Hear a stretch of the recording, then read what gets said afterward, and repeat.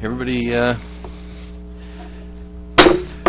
I would like to call to order that's awful loud here. Maybe a little more quietly. Call to order the regularly scheduled Planning Commission meeting for April 25th.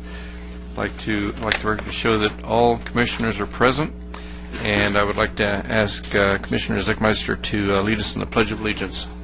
Please stand. Ready, begin. I pledge allegiance to the flag of the United States of America and to the republic for which it stands, one nation, under God, indivisible, with liberty and justice for all. Thank you, Jerry. Okay, this brings us to the public comments portion of our meeting, and this is an opportunity for anyone in the audience to address the Planning Commission on an item that is not on the calendar for tonight. So if you would like to speak on a non-agendized item, now would be the time to do so. I'd ask that you fill out a request to speak form if you intend to do so. And seeing no request to speak forms, we will move on to our presentation items. The first item we have tonight is a commendation recognition for the outgoing Planning Commissioner, Terry Anderson. And I see that Terry has just joined us in the audience here, so if I could get him to step forward and we will roast,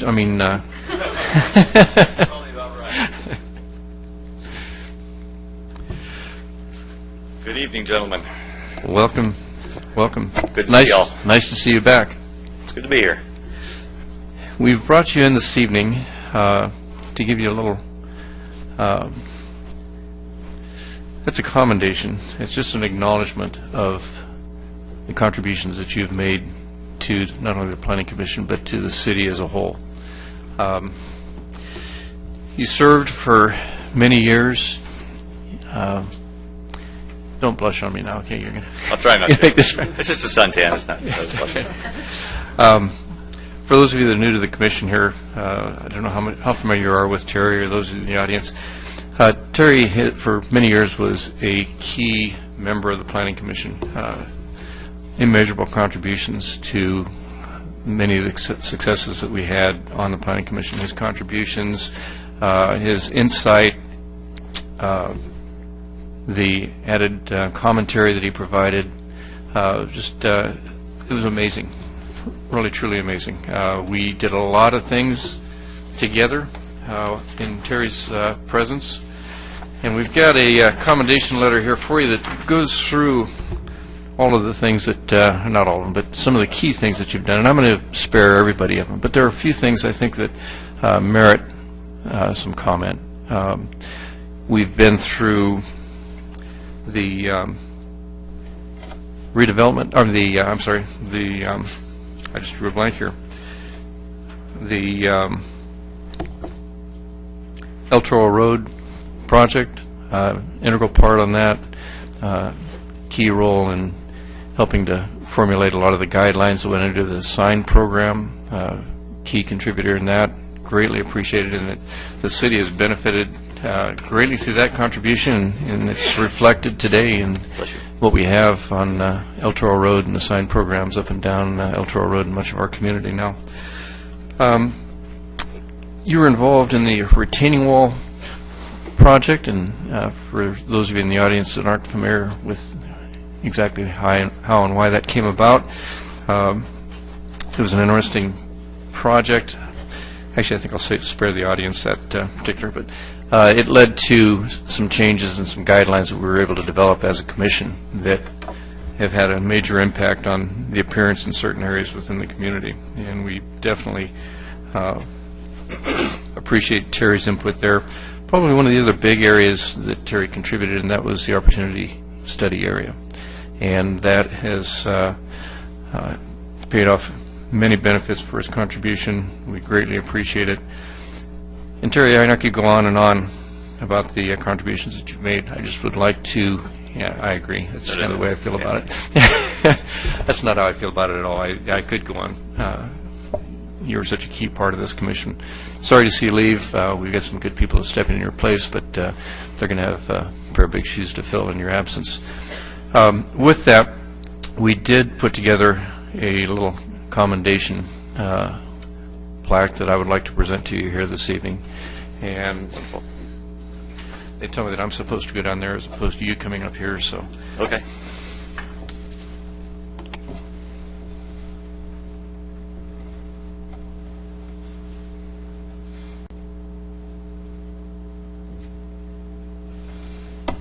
Tim? Terry, you've been a great friend besides a planning commissioner. We've developed a strong friendship through this experience, and the time we spent together, and your contribution is from the heart appreciated, both for the city and for the planning commission. And Thank you, Tim. So Thank you very much. with that, I'd like to present Mr. Anderson with this fine plaque. Also, you need to know that I was actually pulling for a car for you.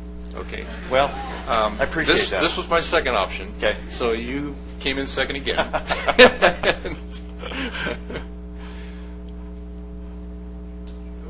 All right. Up.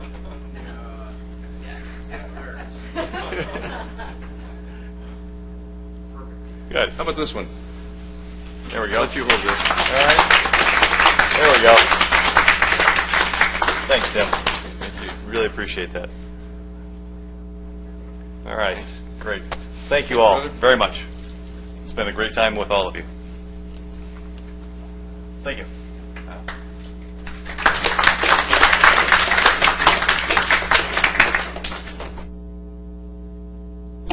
And thank you again for your outstanding contribution, Terry. It was thanks is not enough to express what you've done for us. With that, let's go on to the presentation item number 2, which is the Code Enforcement Activity Report. And I presume that we're going to turn this over to Lou. We're going to turn it over to Lou this evening, but Lou has a report on a project that he's spent quite a bit of time working on here to kind of walk you through what code enforcement did and what we've seen as results today. Great. We're anxious to hear that, Lou. Thank you. Good evening, Chairman Hughes, members of the Commission. As Gail mentioned, I'm going to touch very lightly on the quarterly report and then spend a little bit of time talking about our special project. For the first quarter 2013, we added 231 new cases to the 135 carried over from last year, and we closed 202 during that period.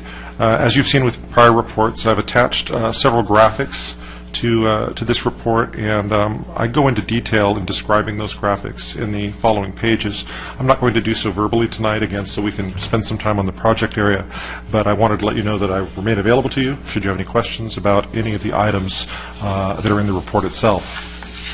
Now, if I could turn your attention to our screen, I'd like to introduce you to one of our larger projects here in the Code Enforcement Division. This is the Countryside Perimeter Wall Project Area. We've been working on it for about 2 years now and have been actually active in the field for about 1 year. We see about 1 more year of active activity in this project area. The Countryside neighborhood is bounded by Lake Forest Drive, Muirlands Boulevard, Rockfield Boulevard, and Ridge Route Drive. And it's unique in the area in that it has no homeowners association to care for the perimeter wall. Therefore, the responsibility for doing so falls upon approximately 90 individual private property owners. These walls lie on highly visible paths of travel within the city. And as these photos are going to show you, we encountered some conditions that we were seeing. Time and weather was contributing to the wall's decline. The maintenance efforts, if they existed at all, were infrequent and not consistent with each other. And over time, we saw several areas of wall fall into significant states of disrepair. We recognized that we really needed to approach this comprehensively and work with all of these people that owned these sections of wall to try to revitalize the area. So we took an education-based approach. What that means is that rather than simply taking an enforcement posture, we strive really to work hand in hand in a partnership with all of the property owners to help them understand the reasons why and the benefits to them for maintaining these walls. We took detailed photographs of the area and provided those to the property owners. We've created additional informational materials such as a standard plan showing them what paint colors to use for this wall, what stucco colors, the type of wood to be used for the trim, that sort of information. And we started working with them in small groups so that we could provide them better service rather than taking on all 90 at one time. 35 of the properties have been contacted so far. Those are shown in blue on the map, maybe purple on the monitor. What we've done with each of those that we've contacted so far is send them a series of letters. We send an initial notice out, giving them a pretty fair amount of time, sometimes as long as 6 months, depending on the severity of their particular wall segment, some maybe 4 months. And then halfway through that process, we send just a reminder letter to touch base with them and make sure that they're on track with their goals and make sure they don't have any questions. And then we're finding that most of these properties that have come into compliance, and those you can see in green on the monitor, 15 of those have come into compliance. They've done so before we've really had to take any stronger enforcement action. So far it's been a very cooperative effort and a very successful one. So I showed you some photos earlier of the conditions that we started with, and now I'd like to show you some of our results to date. And I hope you'll agree that we're seeing quite a difference in these major traffic corridors and in the way this appears and benefits not only the neighbors but everyone that travels that way. We're approximately 40% through this effort, and we hope to see it completed sometime in 2014. I'd like to thank you for your attention, and again, if you have any questions about this project or the quarterly report, I'd be happy to answer them at this time. Any questions of Mr. Kirk? No, I don't have any questions. I had noted that, and you and I have had a number of conversations about that, so I am just really pleased with the way that you and your staff have handled this and the spirit of cooperation within the community, and I think you did just exactly what needed to be done. You've got them involved in small little groups, and it'll spread. And I'm looking forward to when it finally encompasses the whole circle, as I know you are, but I think you and your staff did a great job. Thank you. Any questions of Mr. Kirk? Ditto that. Jerry, you look like you were reaching for a button. No? CJ? Well, let me jump in with just a couple of things. I do agree with what he said. I do have an observation here looking at the case distribution for major categories. If we could touch on that, and that's page 204. And in the fourth paragraph down, it starts to talk about two major categories that include the SCRP and signage code enforcement. Yes, sir. And I commend you on the signage code enforcement. As you may recall from the citywide survey of our residents, that was one of the top priority, I think the second top priority for compliance, and pretty universal across the board. And it looks like you're doing a great job, so I'm sure the population is going to be pleased with that. The other thing that I noticed, though, has to do with the SCRP. And when you look at the percentages, we've got 24% of the violations are for SCRP. And yet the properties that actually utilize or that would fall into that code section are really very limited. So it looks like that represents actually, percentage-wise, relative to the number of businesses affected in the community, that represents a pretty high percentage of the violations. It does. And the reason I say that, Lou, and I mean, you're welcome to comment to it, but it leads up to another point. And the point is, I think this is telling us that our SCRP is misguided.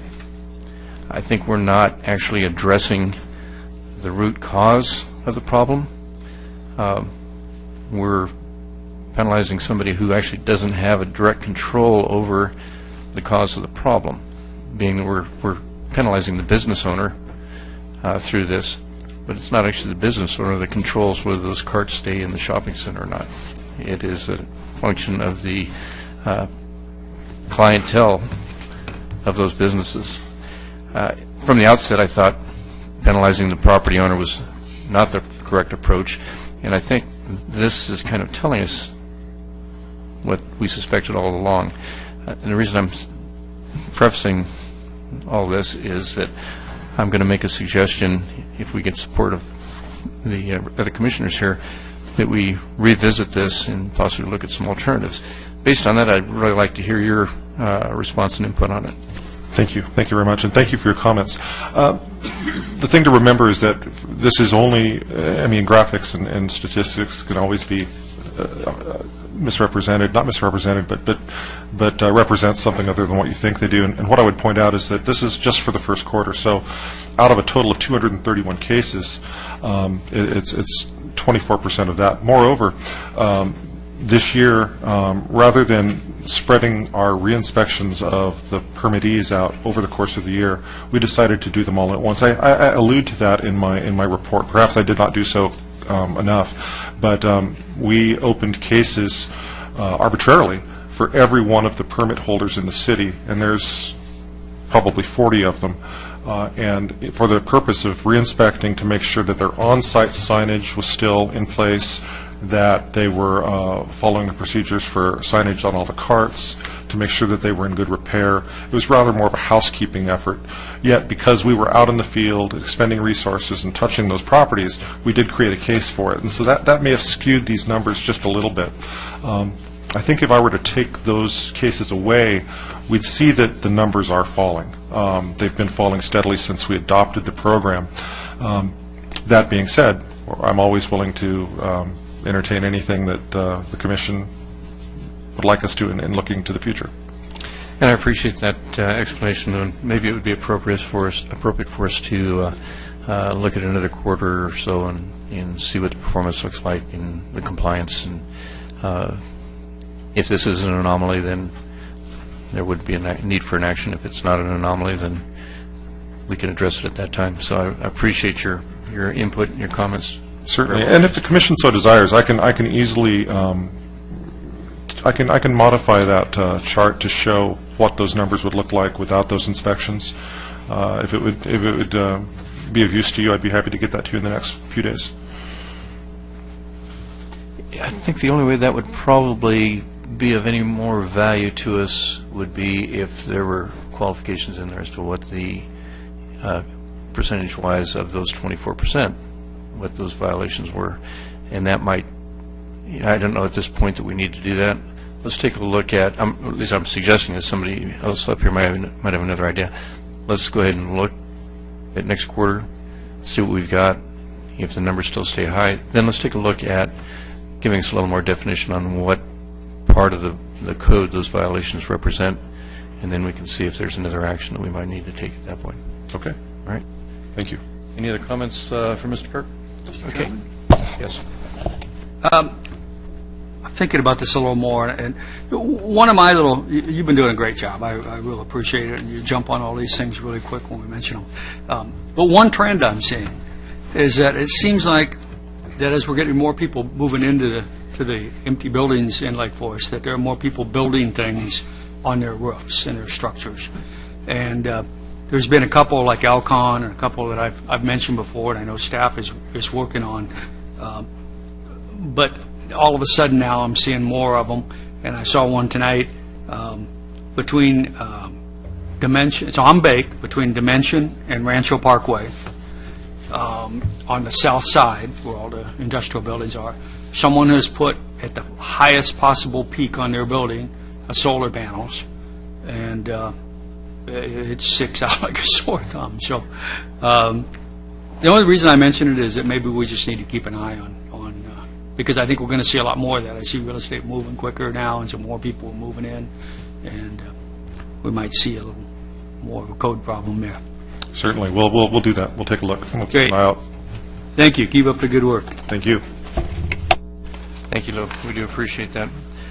The next presentation item will be the Public Works Department project quarterly update. This evening, I'd like to introduce Douglas Erdman, a new principal civil engineer in the Public Works Department. This is his first time here at the Planning Commission. Douglas joined the city in March of 2013. He has a Bachelor's of Science degree in Civil Engineering from the University of California at Irvine, and has an emphasis in his work and studies on water, wastewater engineering, construction, and project management. He's had prior experience in street design, both residential and highway, utility design, including water, sewer, and storm drains, and private sector residential and commercial development. He also recently was employed with the city of Dana Point and is familiar with the cities and the work that we do. Doug will be managing the city's CIP, or Capital Improvement Program, in the Public Works Department. So welcome to Doug, and he'll deliver the quarterly Public Works status report. And I take it from your comments that you didn't mention to him that the prior city engineer left took early retirement because of the Planning Commission. Is it? Doug, welcome. Thank you. Thank you. Good evening, Chairman Hughes and members of the Planning Commission. The quarterly update for January through March 2013 is included in your packet, and I wanted to highlight a few of the projects that may be of interest to the Commission. There are 4 construction projects that are currently or will soon be out for public bidding. Those 4 projects are the annual slurry seal project for residential areas in Portola Hills and commercial areas in Foothill Ranch, a resurfacing project for Lake Forest Drive and Rockfield Boulevard, the 6th phase of the ADA access ramp improvements, which will reconstruct about 48 ramps in the area bounded by Pittsford, El Toro, Northcrest, and Normandale, and park improvements at Rimgate and Tamarisk Parks. At the sports park, mass grading and drainage construction is approximately 80% complete and is scheduled to be complete in late May. In March, the City Council awarded a $35.9 million construction contract to Park West Landscaping for the park improvements at the sports park. The construction improvements will begin in late May after the grading construction is complete, and anticipated completion will be in late 2014. This concludes my update, and I will be happy to answer any questions. Thank you, Doug. Any questions of Doug? Any comments?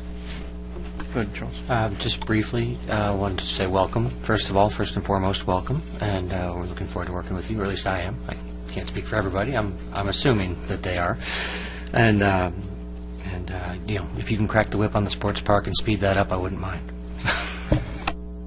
Thank you. Thanks, Charles. Any other comments? Okay.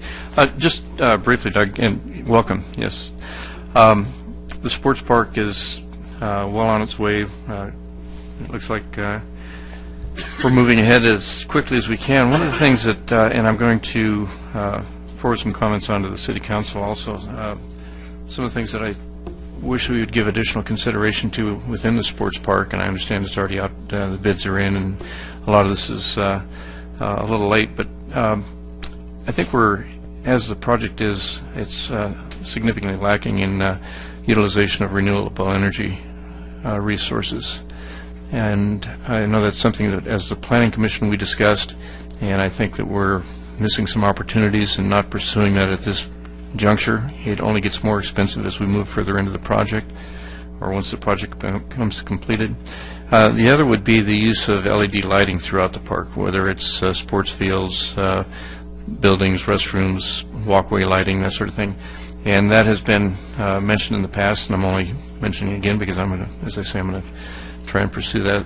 And again, it would be much more practical for us to address it now and before we get too far along in the construction phase.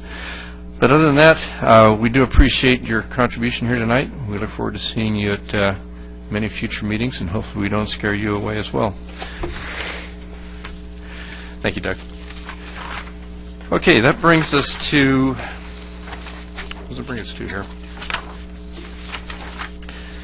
It's going to bring us to the consent calendar. And do I have any comments on the consent calendar? I'll move to approve. Okay, we have a motion to approve. Do we have a second? Second. Okay, a motion and a second. Discussion? Any discussion? Seeing none, we'll call for a vote. All in favor? Aye. Aye. Okay, motion carries. Thank you, gentlemen. Okay, this brings us to the public hearing portion of our meeting, and we do have a site development permit and a planned sign program that'll be presented to us here this evening. And I'll turn that over to staff to handle that for us. It looks like it's going to be Carrie. Is that are you going to be the presenter on this for us? Yep. Thank you, Carrie. Okay, good evening, Chairman Hughes and members of the Planning Commission. Before you tonight, as you mentioned, is a site development permit in Plan Sign Program for the renovation of the Lake Forest Gateway Shopping Center. That's located at the corner of Lake Forest Drive and Rockfield Boulevard. And actually, the Lake Forest Drive frontage is the northbound I-5 on-ramp that wraps around the center. So if you can call that a street frontage. But as the Commission may be aware, a remodel of the center was recently started in 2008. And so right now, the center has 7 buildings, and I'll just briefly describe it in case, shopping center names confuse me, but this is the center with the Panera Bread and the Buffalo Wild Wings. And in 2006, the Panera Bread was remodeled on its own, and then following in 2008, the Buffalo Wild Wings building, which is Building 3, as well as there's a freestanding single-story building sort of right on the on-ramp. That was Building 5. Those 2 were remodeled, but the rest of the center remodel ceased due to the economic downturn, and there was some reorganization in the management of the center. But the applicant has now come up with a new vision for the center, and the goal is to turn it into a more retail-oriented destination, maybe with a little more of a regional draw. So taking away the medical uses, increasing the retail, getting some new tenants in there. So they've submitted a new site development permit with a new concept for that remodel. So like I mentioned, the existing shopping center is located in Lake Forest Drive and Rockfield Boulevard. It only has access from Rockfield Boulevard. There are 3 driveways, and they're basically, the main traffic comes from Lake Forest Drive, which means it's 3 left turn driveways. The major portions of the remodel are as follows. The first thing is the applicant proposes to demolish one of the 2-story medical office buildings, the one right on Rockfield, and replace it with 2 single-story drive-through pads. That will allow some view corridor into the center. There's actually a board up on the wall as well as in your packet that sort of shows how that would open up the center. And then the two new buildings, one is proposed as a bank at this point, and the other one is likely going to be a food use, although there's no definitive tenant just yet. And the second portion of the major portion of the remodel would be Building 2, which is toward the back corner. There's currently a breezeway that connects the center field of parking to parking along the back, and so the Building 2 would be expanded, close the breezeway, connected to Building 3, and that would create a space for an anchor tenant, which the center currently doesn't have, and sort of differs from a lot of retail centers that you see. And then the applicant's also proposing new facade remodels for all the other buildings, and that brings me to my next point, which is a completely different architecture. The proposed architecture of these buildings would move away from the previous approval, and it would look more contemporary than what was previously there. Previously, there was exterior stucco with some cornice roof lines and stacked stone and that sort of thing, and this is much bolder geometric building forms and much cleaner, simpler lines with neutral colors and using accent colors really only at the entry elements and the corner elements of the buildings. And there's some graphics on the wall as well as all through your packet of perspectives of each building. And like I mentioned, the remaining buildings also have proposed elevations in your packet, including the recently remodeled buildings, so that they would all match. We do have citywide design guidelines, and one thing that is heavily stressed is context, is shopping centers should look all the same. You shouldn't have one building that looks different. So in accordance with that, the applicant has proposed a comprehensive remodel. In addition to remodeling the buildings and building the new buildings, the applicant is proposing to reconfigure the parking area in the center parking field from angled parking to perpendicular parking. And this would improve the circulation through the center as well as provide additional parking spaces. Access to the center is also being improved, and through relocating one of the driveways off of Rockfield Boulevard and aligning it with Center Drive. And in accordance with that, there would be a new traffic signal for a new fully built-out intersection, and that would facilitate ingress and egress to the center. In addition to the site remodeling, there is a planned sign program associated with this application, and that would be for new wall and monument signs. The previously approved planned sign program for the center was very similar for wall and monument signs. This just redoes the design so that it all matches. Since the architecture of the center has changed, the signs should change as well. And the sign program, in addition to the wall signs, does propose monument signage. One would be right at the corner of Lake Forest Drive and Rockfield as a corner monument. Since the Lake Forest Drive street frontage isn't really a street frontage, there's almost no visibility there, and so that corner sign acts as the Lake Forest Drive signage. And then 2 signs along Rockfield Boulevard adjacent to, one would be near the new entrance and one would be near one of the existing driveway entrance. The applicant is requesting one deviation from the city's sign code, which only allows one monument sign per street frontage. The additional sign along Rockfield Boulevard would allow motorists to take better advantage of the new signalized entrance, because if you're coming from either direction, you'd see one of the two before you got to the signalized entrance. And this is intended to provide additional visibility because of the lack of access from Lake Forest Drive. The applicant has also expressed interest to the staff in incorporating some freeway-oriented signage as well as building graphics into the sign program.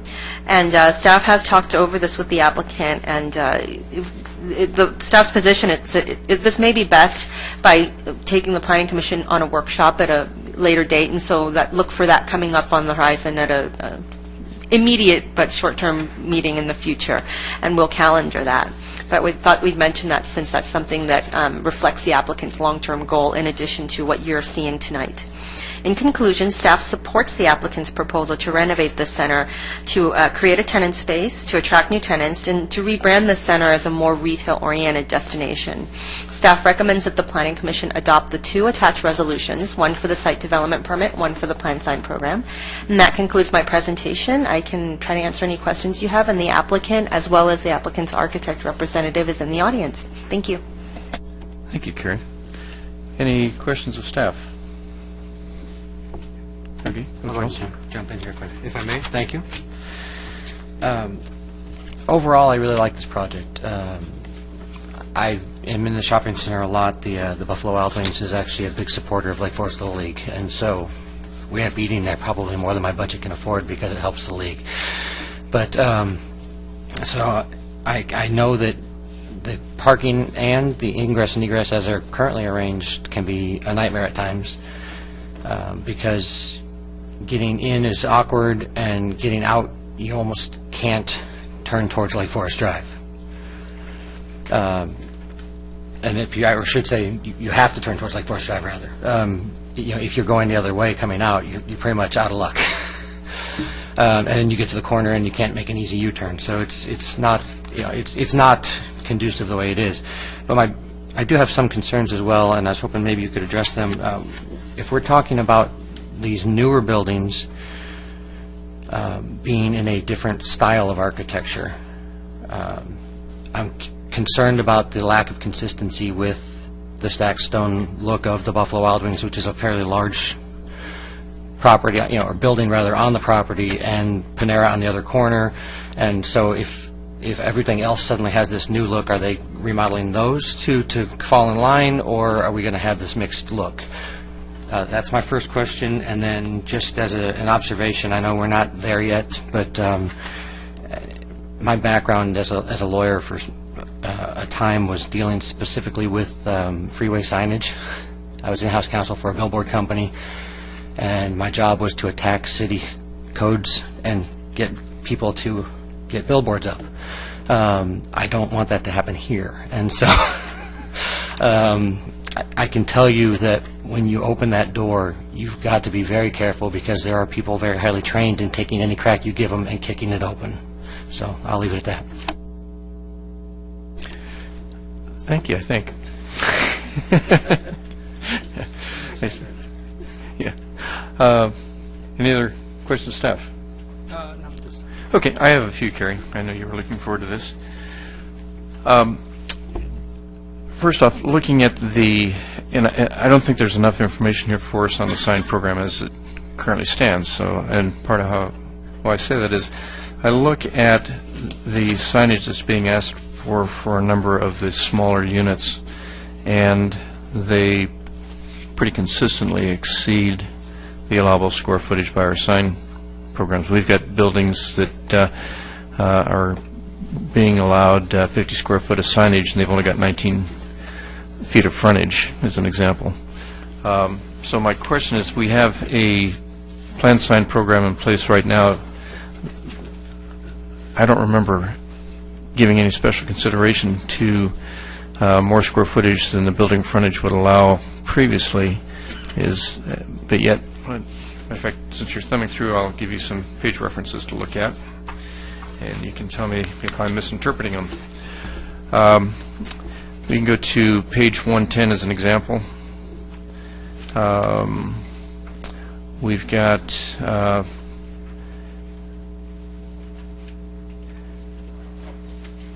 building, our units B through H are 20 foot in frontage, which would give them 20 square feet of signage, 1 square foot per linear foot of building frontage, and they're asking for 24 feet of signage as an example. There's another one in here, and that's on building number 2. If you look at building number 3, we have a similar situation with Unit B in building number 2, where it's 19 feet of frontage, and they're asking for 24 feet. And not that these are big numbers, but I don't remember giving any different considerations to those units when we did the last sign program. So maybe you can give me a comment on that. And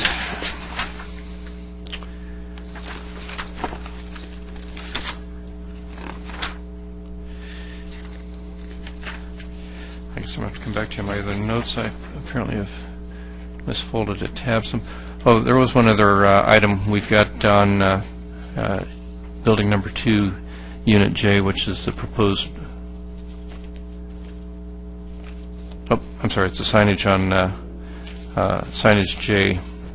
It's calling for 5 foot high, which exceeds our height limits on our signs, wall signs. So maybe you can give me a little explanation on that. As does I, which is calling for 3 foot high. Well, actually, 3 foot stays within the 48-inch max.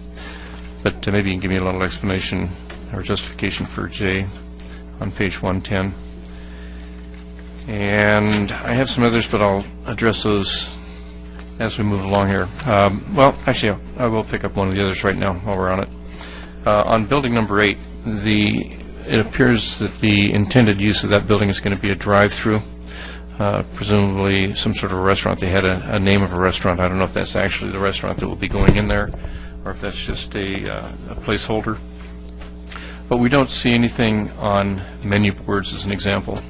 And because of the orientation of this particular building, any program for that would include that building would definitely have to address those issues, because it's close to the street.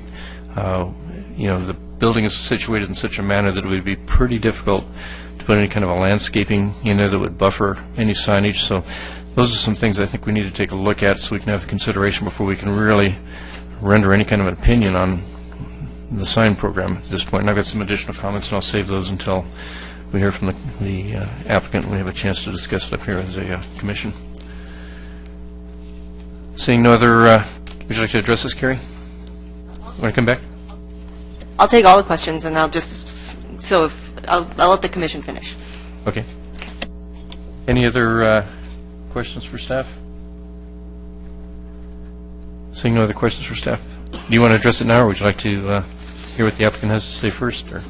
I can start, and then if there are any residual questions, we can. If I can't answer those, we'll let the applicant do it. So, first of all, to Commissioner Brower's comment regarding the consistency of architecture, the applicant has included revised elevations for all of the buildings so that they will all be in a matching style. So the existing appearance of Panera and the existing appearance of Buffalo Wild Wings and the existing appearance of Building 5, they will be remodeled in accordance with this new package in order to be all internally consistent. So I hope that satisfies part of that question. There are some, between all 8 buildings, there are some variations in some of the exterior materials. The stacked stone portion of Buffalo Wild Wings, at least in the side wall and the patio base and everything, that will stay, but it's going to be part of a more contemporary interpretation architecture rather than what's there now. And the rest of the building will match, for example, the new buildings on Rockfield and the new Building 2 anchor tenant, so they'll all have a matching style. For Freeway Signage, comment noted, our code currently has a provision for freeway signage with set sizes, and one of the reasons in our dialogue with the applicant that we thought a workshop would be a good idea is due to some of the visibility challenges of the site, and that's why I mentioned that we might want to start out with a site visit or something just to get context. But certainly, I mean, we understand the challenges of signage exceptions and that kind of thing. So thank you. We actually really appreciate your expertise on the commission now that you've let us in on a little secret. Building 8, Commissioner Hughes, thank you for the comment regarding the menu board. Because there's no set tenant and it was more, as part of the site plan, it was the only definitive part of Building 8 was that conceptually it was going to be a drive-through. So site plan, it needed to work, but we fully intend that once the tenant comes in, there may be a revision needed to the plan sign program to customize whatever is needed. I mean, as you probably are aware, there's so many variations between different tenants that there was no way to sort of guess in the future what could have been the appropriate signage here. And so we anticipate that whatever it is will need to come back. As you're aware, in the sign code, in the city's sign code, we do need to process drive-through signage through a plan sign program. So you'll see that again in whatever form, and we do have standards for that. But at this point, it was just meant to be a conceptual placeholder for the site plan. Thank you for your comments on the sign program. I note that there are some inconsistencies between the elevation widths and the size. It was, I hate to say it, but it was due to a time constraint that, we tried to get everything in. But on page 7 of the sign program, let me look at this here.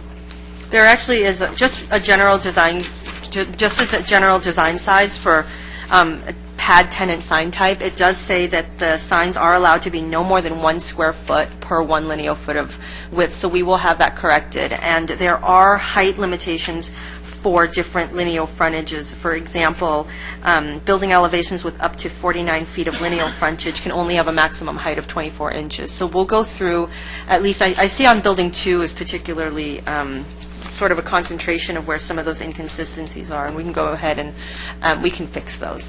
But the true standards are completely in line with what the city sign ordinance does allow.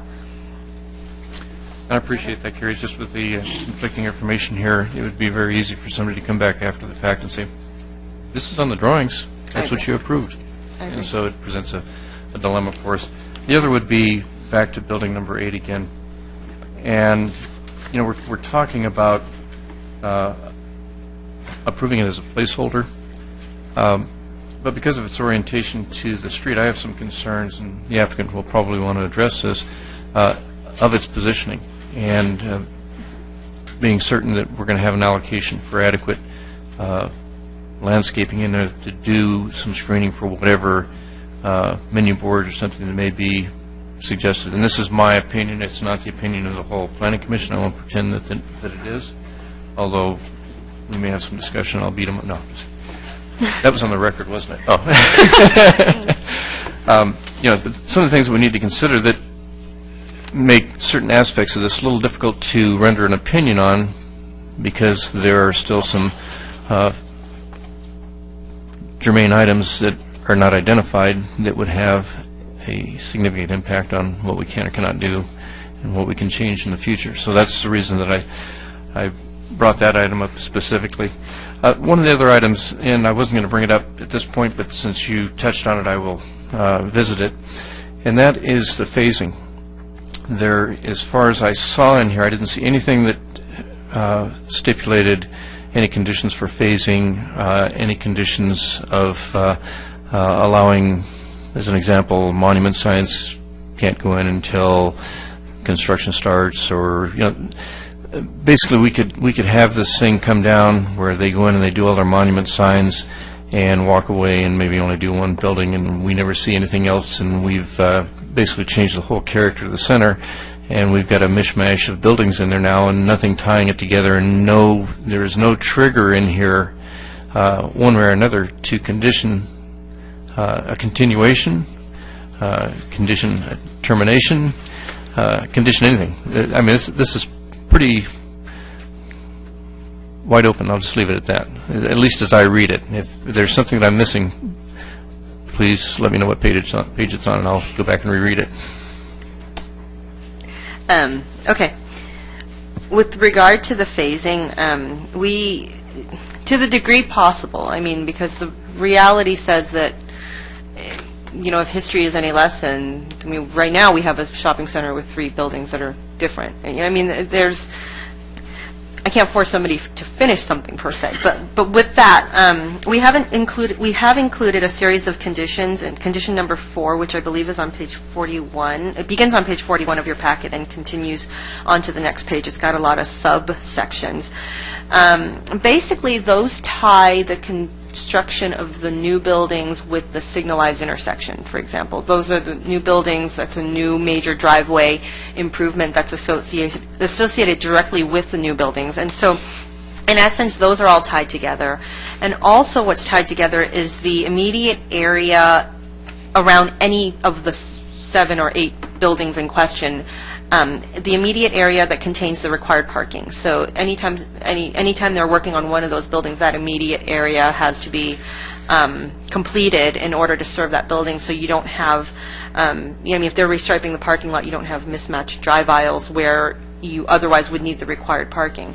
Now, having said that, that in terms of requiring, say, the sign be done, or when certain of the other remodels begins, I know there's a lot of variation, and this is the part I'd like to defer to the applicant, because there are a lot of variations in terms of different lease agreements, for example, that require a certain tenant to stay there for a certain place or a certain time. There also may be when they can secure a signed contract. So those are some variations that, I don't have enough information in order to just say, well, you've got to do your sign in between these 2 buildings. So if you wouldn't mind, if the commission wouldn't mind, I'd like to defer that to the applicant. But I will say that to the degree that we've got the new driveway improvements associated with the new buildings, and then also acknowledging that we do have remodels maybe going on at different times, maybe going on at the same time, that we've included conditions to make sure that the immediate area is remodeled at the same time. So hope that helps. Thank you, Carrie. Well, since you've brought it up, I was going to save this for the applicant, but maybe I'll address it with you, and the applicant can come back and address it as well. And when we were discussing phasing, part of my concern with the phasing had to do with the parking lot. And in the way I see this playing out, the parking lot couldn't be phased for all practical purposes. I mean, with the exception of maybe the pad around Building 8, but you really, once you signalize that intersection, put the driveway through, the rest of the parking lot has to go along with it. Otherwise, we've created one big mess. And so when you touched on phasing, and only phasing the parking lot as it related to adjacent buildings, that concerns me, because phasing was one of the notes that I had, the parking lot was one of the notes that I had at the outset of this. And here, I'm going to defer to the applicant, I guess, at this point, but that was a question I had specifically set aside for the applicant. If you want to address it, I didn't see anything in there. And here again, this is all based around what I don't think I saw under the conditions that I think are going to be instrumental in how this thing comes together. Did I miss a point in there that, in a condition that it's possible I've been known to? Well, like I said, the applicant, because they're directly managing the construction, may have a little more information about their intentions for timing. But I know condition of approval number 4D requires the submittal of parking lot modification plans, and those include transition areas between any new parking lot areas into the very old. So you don't have, half a drive aisle of angled parking with the other half with perpendicular parking, for example. I mean, that's not a configuration that any of us would consider conducive to circulation. So we tried to the best of our ability, but like I said, if the applicant has additional information, I'm sure that would be helpful to you as well. Thank you, Carrie. It probably is appropriate at this point for us to turn it over to the applicant and allow him to address some of our concerns. Okay, with that, we do have 3 requests to speak on this item. The first appears to be the applicant. That would be Keith Ray. Would you like to address the Planning Commission? If you would, give us your name and city of residence. Commissioner Hughes, Keith Ray, Corona Del Mar, members of the commission, thank you for having us here today. I want to first thank Carrie for all of her hard work. She was very instrumental and helpful in getting me to this point to be in front of you tonight. So it was a great effort on her part. I think first and foremost, I think the phasing component of it and how this is going to move forward is probably the most important thing to talk about right now, because economy of scale is very important, and we don't want to do one piece at a time. We're much more oriented to constructing entire components at the same time. We want the center to be opened, all of it to be completed, all of it to be re-tenanted. I think one of the good things that is happening right now is we're getting a lot of really great interest from some really good tenants, which will then also in essence force us, because we want those tenants to be in and open in a new center, to do this center pretty much all at the same time. It will be phased in the sense that we won't do the entire parking lot at the same time. We'll pick a quadrant of the parking lot and shut it down and do it. I think probably the best way would be we'll tear down the two-story building first, and we'll reconfigure the drive and put the signal in. That will start to set the stage for the parking area to be completed. And because the parking area doesn't change that dramatically, the basic curb lines are all going to stay the same, so we can work within that we're not adding out into that parking area at any great area, except over with the new small anchor that we're going to put into the center. So we would then start, after we've torn down the two-story building, we'll put the two pads. We'll start those. We've got interest from both of those pads. One of them is Chase Bank. The other one, we're still working on that one, but we've got strong interest on that. And so that will all happen at one time, that reconfiguration. The building out on the corner, Building 6, has two tenants that we're working with in leases with right now. Building 5, we're in LOI with a lease. The existing office building, we're still working on that. But then, so as you can see, I think we are going to be building the entire center all at one time. We want to start construction hopefully sometime in late July, early August, and be completed by the spring of 14 at the latest, with a brand new center, with all of everything done at the same time, not piecemeal it out like what was the last plan before my tenure at the company we're working with and the owners of the property now. So we're much more oriented, and it's much more economically feasible to build the whole thing at one time. So any other questions from that standpoint? Any questions, comments for the applicant at this point? Go ahead. Looking at the proposed Building 8, Yes. and the way the flow of the, what would be the drive-through, I'm assuming, around the front edge, I'm just trying to, if I'm looking at this correctly, that pickup window would be on the side that's facing Panera Bread at the moment. That's correct, yes. And again, it doesn't really say in here where menu boards would be, but I would almost think the only place that they could be would be in that corner that's by the driveway, because it's anything else. I mean, you're building on the lot line. So, do you have I guess, could you give us your vision for where that, at least a generic, obviously we don't have a place in mind specifically, but right, yeah. That's part of my challenge right at the moment, is I don't have a specific tenant. We're working with two different tenants that have different requirements. But I think more my vision would be is that at the, I'll call it kind of the south end of the building, which is away from the signalized entrance, that's where the menu board system would be. And with that, we could do a landscaping hedge and screening system between that drive and the property line and the curb of Rockfield. So we're sensitive to that, and my understanding is that those elements had to come back for, maybe just administrative approval, but that we would have to work through that with Carrie and the planning staff and get that figured out and finalized. And the tenants are aware of that also, that we just can't go and throw it up wherever we want to. So we're sensitive to it, but we were, we didn't know where to put it right at this moment. Thank you, Charles. Any other questions for the applicant at this time? Okay.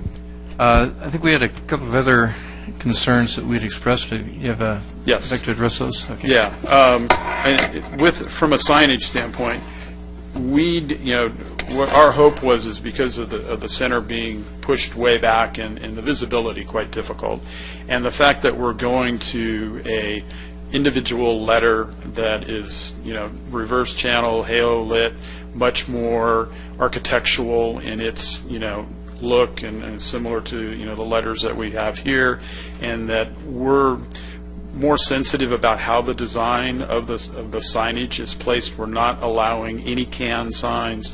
We're not allowing any signs on panels. They work into the architecture itself. So with that, and signage is extremely important for retail. I mean, it's about visibility and signage for a retailer. So we were hoping, because we are set back a ways, that we could get just a little bit more. Not that it's going to all be used. I mean, it won't be all used, because the proportions of the signage, won't get there to where we're using the whole entire piece of it. So we thought just, a little bit more. I mean, if it's the desire of the commission and the city not to allow that, we'll amend the signage program and take that square footage off. But we're just asking for it because we feel that from an architectural standpoint that we're going to be very sensitive about it, and it will be nicely designed. It'd be very village-like, high-end is what we're trying to achieve here at the center. What else did we have? Menu board, freeway signage, landscape screen. I think that was Carrie. I think you answered kind of the other questions, right? From the architecture standpoint, I mean, consistent architecture throughout. As she's mentioned, we are going to remodel the Wings building. The Panera building won't be Panera any longer. They're going to move, and it'll be a new tenant, so everything will be consistent on the entire site. Okay. Another concern that I have in looking at it, 30% of the parking right now actually is located behind the buildings. And with the exception of around the Panera Bread and around the Italian restaurant that's at the corner right now, virtually none of that parking back there is going to be used by guests or customers for your center. Seems to be a pretty high percentage of inaccessible parking when I look at it. And I see that you've exceeded the parking requirement by a large number of one. But yet we're still attributing 30% of those spaces to what are going to, for all practical purposes, be pretty non-functional spaces. Have you looked at, and part of that is due to the fact that the breezeway is being eliminated. Mm-hmm. Have you looked at any alternatives that would maintain the integrity of those parking spaces behind the buildings? Well, our intention is that all of the employees will be utilizing that parking. Right now, it's not utilized because it's a minefield back there. There's potholes, there's, at night you can't walk it, it's dangerous. So the employees are saying, we're not parking back there. But we're going to improve that entire area. And we have taken some of the parking, and when we did the mini anchor, we flipped the parking out to in front of the mini anchor. So we've taken some of that percentage away.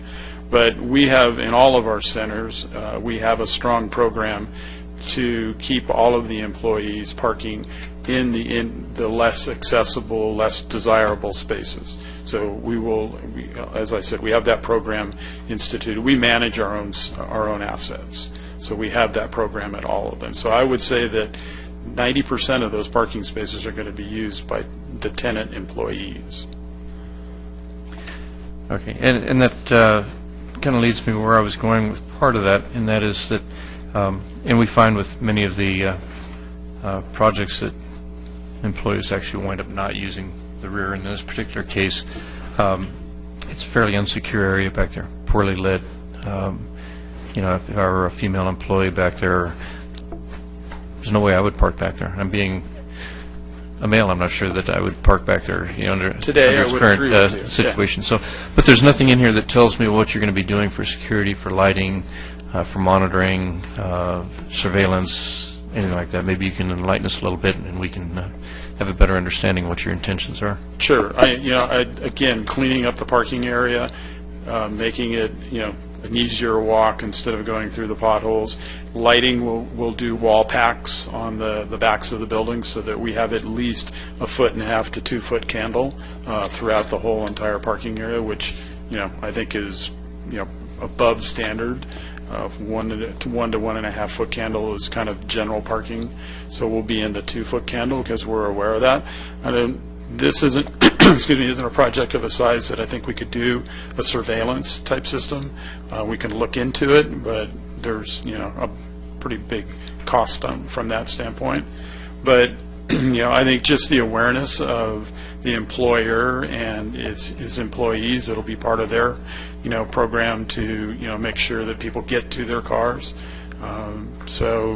I think, and the fact that it's going to get used more often will also help from a security standpoint. Okay. Well, I appreciate your comments there. One additional comment on page 118 of the, it's one of your sign exhibits. I do appreciate the credit that was attributed to me there, but I think they really probably meant trim cap instead of Tim Cap. So you might want to correct that typo. Absolutely. Okay. Any other questions of the applicant? Yes, thank you. I do. And thank you. You brought some light to it. I do have a couple of questions. Right now, it looks like the Subaru dealer has a number of spaces in the back there that are being rented out. I would assume they're being rented out. Yes, that's correct. So you have to have some plan to have that moved out because that's going to take away a fairly large number of the parking spaces that are supposed to go to employees. So I'm sure you've got a program in place for that. Absolutely, yeah. This is just a short-term situation. Right. They came to us, they had an overflow. They do. We said, happy to rent it to you. Sure. I mean, we're making a little, I little extra money when we don't have tenants in the buildings right now. I understand that. I appreciate that, and I would not come against that at all. Yeah. You did mention that you have a very proactive approach for bringing about employee parking in the designated areas. Can you elaborate just a little bit for us, because that's a situation that every center faces? Yes. Yeah. So maybe you've got some insight that... Yeah, and all of our centers are typical to this type of center, grocery anchor type centers here in California and also in Hawaii. And it's a limited amount of parking, for these types of centers. And employees always want to park, right straight in front. And so it reduces the amount of customers that are able to come in and reduces our ability to charge better rent. So it's a program that comes from, I'm ex-Westfield from the mall development, and we've had those programs there, and so we instituted those programs in our centers. And what we do is we pick one of the owners, a tenant owner, that's been a tenant there for a long time, and we give them the responsibility to help us. And we also have a roving management system that comes through and checks it on a periodic basis. And we actually, give them demerit points. And then at some point, when it gets really bad, we actually charge the tenant for not, policing their employees to park in the designated employee areas. Our goal is to keep the customer parking area as free and clear for customers as we possibly can. It only helps the business, it helps them as business people, and it's been an education thing, and actually we've had some really good success with it over the last year. So it's worked out well for us. Okay. Well, I'm sure that it's a constant issue that has to be addressed on a somewhat of a routine basis, but giving them a appreciate you used the word merit system. I kind of like that idea. It's like raising children. I think if you reward them for good behavior, then maybe they'll Yep. better behavior more often. Yes. Looking at building number 8, I do have just a concern on the exit of that going out, and it probably isn't going to be a bad deal unless you've got somebody who has a high volume working through and they have extremely efficient employees and they're passing the food out as fast as they can get it out there.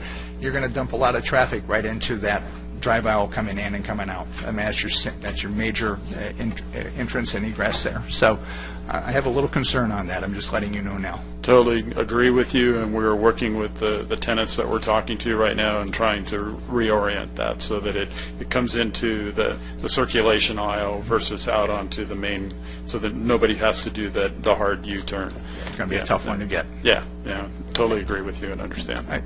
Thank you. Welcome. Great, thank you. Any? Sure. I want to just address the architecture a little bit. I know as Carrie mentioned contemporary design. What would you call the architecture? It's a clean, simple California, modern type of, vernacular at this point. What we try to do is simplify the architecture so that color plays a lot into it, and it gives us the ability over a period of time of refreshing it. When we get new tenants in, or every 5 years or so, we can come back and paint those simple forms to something that's more at that particular time is the right colors. I mean, we like simpler architecture because it's more long lasting. It doesn't get put into a genre of Tuscan or Spanish or whatever, and it allows a little bit more freedom for tenants to put their particular logo and their signage, and gives them a little bit better background because it's more of a neutral background. I'm excited about it being revamped, but honestly, when I looked at this, my first thoughts were Irvine, not Lake Forest. And I know we're going to talk more about that, but I wanted to get your opinion and your feelings because this is the gateway to Lake Forest. Yeah, I don't feel it's Irvine at all. I think it's a California, more of a contemporary kind of simple, warm contemporary. I mean, it's going to have richer materials. We're going to have wood, in there, and so it's clean, it's simple, it's not fussy. Okay, thank you. Yep. Thank you, Jerry. Actually, and Jerry brings up a point. I have mixed emotions about the architecture. But while we're on architecture, looking at the south elevation of building number 6 as an example, the south elevation of building number 6 is stark, to put it mildly. It's basically a monolithic wall. Okay.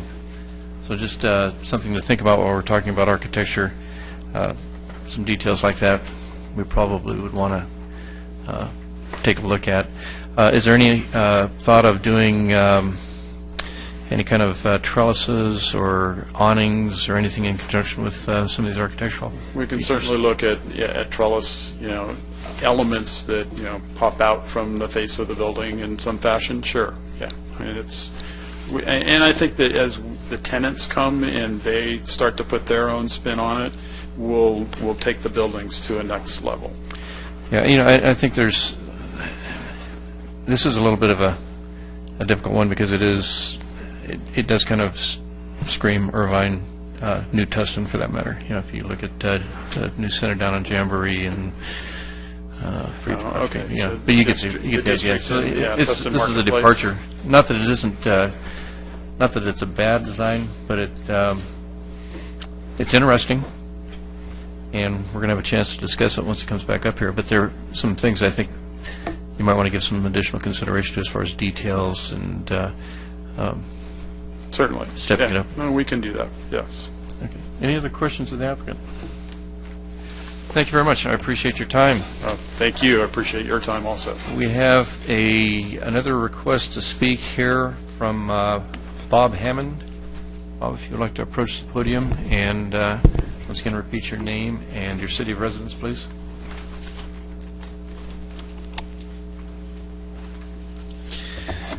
Okay, good evening, everyone. My name is Bob Hammond. I'm a Lake Forest resident. I am involved in the ownership of Buffalo Wild Wings in Lake Forest and Irvine. And I'm also a proud resident of Lake Forest for the last 34 years. Jerry's been trying to sell my house for 30 years, and we're not moving. As a representative of our ownership, I would like to say that we are excited with the proposed remodel of the Lake Forest Gateway Center.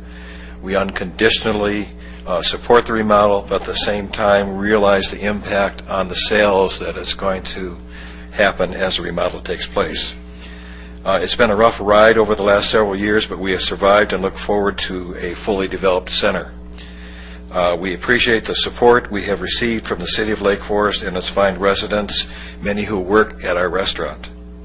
If there's any way that the city can help us through this remodel, we would greatly appreciate it. And I know you've talked about signing, and I know in rules and regs that as a remodel occurs, there can be some temporary signing on the street just to say these stores are there and this store is open, and we really would like you to consider that.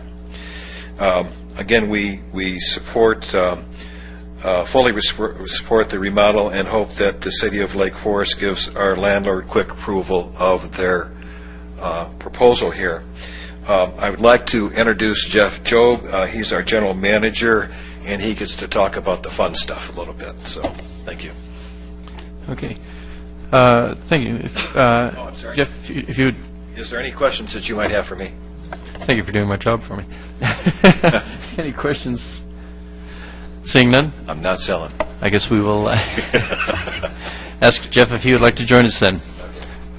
Once again, also repeat your name into the microphone and give us your city of residence, please. Okay. My name is Jeff Jobe, and I'm from Dana Point. I want to say good evening. As Bob stated, I am the general manager of the Buffalo Wild Wings at Lake Forest. I, too, am excited about the remodel that we've discussed, and I've gone through every packet and every agenda and everything to be ready for the meeting. I just wanted to take a minute to let you guys know how much we appreciate being a part of the community here in Lake Forest, and the willingness to partner with our businesses, schools, and youth programs, especially El Toro High School. Very close connection of ours, so we're really happy to be a part of this. For the last 3 years, we've also opened our doors at 7 a.m., 3 days a week, to our local BNI networking groups that consist of about 150 small businesses, many of which come from Lake Forest and the surrounding area.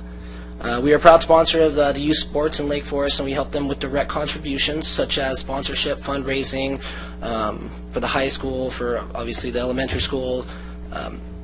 We have Saddleback Little League, we have Lake Forest Little League, the AYSO region. We do everything and anything we can to put ourselves into the community. So we just want to make sure that everyone is aware of how hard we try to stick our foot in there. We especially are proud of working with El Toro High School and all the sponsorships and fundraisers from their sporting department, from baseball to football to girls softball, volleyball. We're in El Toro, that's for sure. As I mentioned in the beginning, I look forward to the remodel at the the Lake Forest Gateway Center, and it will help give a little bit more back to the community. Obviously, increasing, the flow of traffic in there is going to increase our profitability, which is only going to allow us more funding and more, percentage of marketing that we can go out there and do our 10 events and give away our wings and support the local, Boys and Girls Club like we did last week, and all those things that, we take a cost for it. But we're hoping to, see some increase in sales and some growth with the whole community and really be able to put our foot out there even more. Great, and I would say that we do appreciate your participation with and contribution to the community. Of course, you folks do a nice job, and it is recognized. Hopefully the community recognizes it. Any questions? Seeing none? Thank you. Thank you. If I could, Keith, could I ask you to approach the podium for just a minute? I did have another question that was, I think, relevant, and I wanted to run by you. Looking at the monument sign heights that you're requesting, they're shown as being something in the neighborhood of 7 feet, Yes. which is significantly higher than our current sign guidelines would suggest. Give me your thoughts on Why did I cooperation in reducing the sign heights. Why did I go that way? I can see why you went that way. I just don't think you see. Go big or go home. It's about visibility. It's about expressing the retail in more of an entertainment way and getting things that get people to recognize the center. I mean, it's been a sleepy center. It's really run down. It needs this remodel desperately, or it's going to start falling down around our ears. And for us, graphics, lifestyle graphics, signage, wide, open storefronts, letting, all of the product, come out to the sidewalk and interacting with the shopper is all a part of the entertainment of retail and the interaction of the customers, and it becomes more of a community gathering space. I mean, over a period of time, we're going to try to create little nodes for, seating areas for, people to sit and come and enjoy, not just the shopping, but also more of a community, sense of community there. So it's a lifestyle graphic, direction. It's LA Live, it's Bella Terra, it's all of those things, and it's part of the architectural style that we've come from a retail background. We really understand our tenants and their needs, and we're just trying to promote them as best we can. That's kind of what I expected. Maybe a little enhancement on it. Okay, but thank you. I appreciate You're welcome. your comments. Carrie. Just wanted to add a little bit more information, just for the Commission's benefit. The maximum height for monument signs is 7 feet, and so we did work with the applicant to get both the height and the ultimate size of the monument sign within the code requirements. Thank you. Do I have to stand corrected? No, not at all. I'm just adding additional information for your benefit. Oh, that's a relief. Thank you, Carrie. Okay. Since I'm not standing corrected, I'll just be wrong. I'd like to bring it up here for discussion. Would anybody like to start off? Everybody wanted to jump in? Nobody wants to jump in? Yeah, Andrew's jumping in. Okay. All right, I'll start. This center has had a maybe at best called a storied history. Yeah, I was going to mention some kind of cream establishment. I think there was a barber or some kind of hair styling school that's been in that center. The Wahoos just one day quickly closed shop. What else? The parking lot. I think I mentioned that. I just cannot think better. This is going to be in a significant, drastic, incredible improvement to our city, and I trust the applicant here to know what type of architecture. And personally, I think if the new part of Tustin and Irvine had the foresight to copy what is now going to be our architecture, if approved, kudos to them for having that foresight. I'm also in favor of temporary signs to the existing businesses, and would maybe add to the resolution that staff, the existing businesses can work with staff, and to have staff involvement in that temporary signage.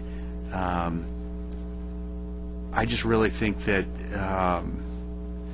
that this is going to be an incredible improvement to our city, and I thank the applicant and the existing businesses for coming to our city in the first place, and I'm really excited about this center, and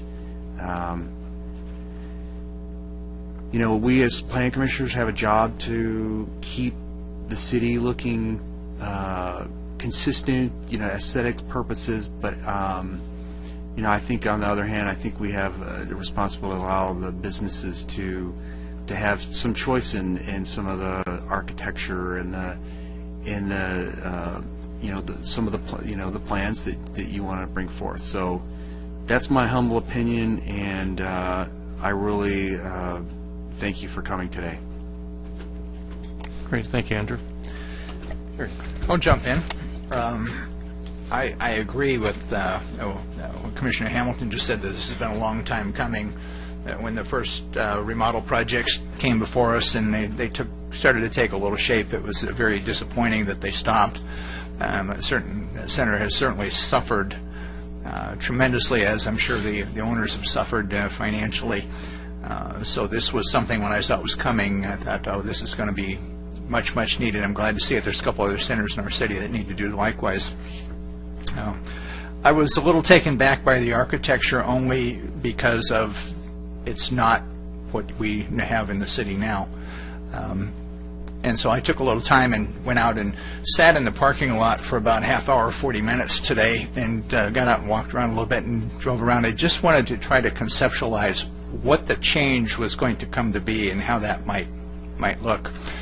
And as I've looked at it here, and we've talked about it, and we're going to talk about it a little bit more, I'm beginning to warm up to the idea of what you talked about, having a little bit of ability to move with the times, because times change and architecture changes, and these types of installations in our neighboring communities draw people, and we need to draw people into this city that shop and bring, support the businesses that come here, and that then create additional revenue for our city. And this is a growth project. So while I was a little bit taken back by the architecture, I'm less taken back by it now, and I'm more inclined to move in the direction that would create a situation where younger shoppers and older shoppers alike will want to congregate there and make it a spot. There's a couple of spots around. There's a little business up at the center at Tribuco and Lake Forest called Bagels and Brew. And if you've ever tried to go over there on the weekends, you have to get in line. I mean, it's hard to even get a parking space on the weekends. And that's what I would like to see happen at this center, where it is so popular that people have to practically get a parking reservation to get in there. Okay? Thank you. Who would like to go next? Go, Charles. Okay, I kind of alluded to it earlier. This particular shopping center has been, I think Andrew said it well. It's got a history. It's got a story to it, but a story that we don't necessarily need to tell. But it is, by its own name, it's the gateway to the northern entrance of the city, and it's also. The architecture, as I look at it, I can certainly see what my colleagues see. That I wouldn't go so far as to say it screams of Irvine, but it has a strong Irvine feel to it. I would agree. But at the same time, it's right on the transition from Irvine. So, it doesn't necessarily need, in my opinion, to be an abrupt change that, hey, now you're in Lake Forest, boom, everything's different. And so I don't have a problem with it from that perspective. And I really actually like the idea of tearing down the two-story building and splitting it into two smaller buildings. You have a lot more flexibility. Tenant-wise, I mean, I'm probably preaching to the choir as far as the applicant's concerned, but it creates a much easier to sell environment to business owners. There's more flexibility for them to do what they need to do, and so and from our perspective of the visibility of the overall project, you don't have a big two-story building right on the road blocking the rest of it from view. So I overall I'm really impressed with what I've seen, and And above everything else, I think I'm mostly impressed to see owner and management from one of your key tenants, from the Buffalo Wild Wings folks, to actually come in and spend the time tonight. Shows a commitment level that I don't know if they did that on their own or if they were invited by ownership, but regardless, I am impressed with the result. Thank you. Thank you, Charles. Jerry, would you like to jump in? Well, I take a little different approach, but I will start in agreement with my fellow commissioners that we want to see this shopping center developed and improved, and we want to see all the businesses do well, and it's just a great thing, and it's good timing. I need to bring a little bit of history back, though. For the 12 years I've been on this commission, we've been struggling to bring consistency to the city of Lake Forest, and which was a hodgepodge at one point in time. It's become more consistent over the years, particularly with the development of El Toro Road, having a consistent entranceway to the city there, with shopping centers on both sides of the streets, with consistent architecture. And that doesn't detract from the business's ability to bring new retail in. In fact, we've heard from those businesses that it helps them, that the consistency, because they know that they're not going to have a bright purple building right next to them, that there's some consistency in the city. And so I really believe, honestly, to vote on this tonight, I wouldn't vote for it. I think that the architecture is different than what we have here now, and it's going to be here for a long time. So that means that that's the entrance to our city on Lake Forest. It's going to look totally different than the surrounding buildings, and we have some of them that have already been remodeled. To some degree, Subaru, the Taco Bell, so it's not going to be the same, and what we're trying to do is get some consistency in that area. I don't think it would have to be changed much to make me feel better. I think we had drawings originally from the first time they came in. Is that right, Carrie? And I struggled to find those and could not find them. It would have been nice if it had been in a package so we could see what the changes are.